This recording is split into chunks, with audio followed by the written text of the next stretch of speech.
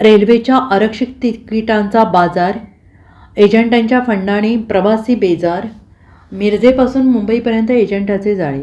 Ticket बुकिंगची घरबसल्या सोय उपलब्ध असताना एजंटांच्या जाळ्यात अडकून हजारो रेल्वे प्रवासी लुटले जात आहेत. मिरजेपासून मुंबईपर्यंत तिकीट दलालांची मोठी साखळी कार्यरत आहे. जून महिन्यात महाराष्ट्रासह अन्य राज्यातील फसवणूक करणाऱ्या टोळ्या रेल्वे पोलिसांनी पकडल्या. मात्र तरीही नवनव्या मार्गाने एजंटांनी लुटीचा बाजार सुरूच ठेवला आहे. एका ट्रॅव्हल एजंटने माधवनगर, आष्टा आणि पुण्यातील काही भाविकांना चारधामच्या यात्रेचं आमिष दाखवून लुटल्याची घटना नुकतीच उजेडात आली आणि त्यात मिरजेतील एका रेल्वे तिकीट एजंटाचा हात समोर आलेला आहे. आणि याच कालावधीत मुंबई, नोएडा, पुणे, हैदराबाद येथील अनेक दलालांना अटक केली आहे.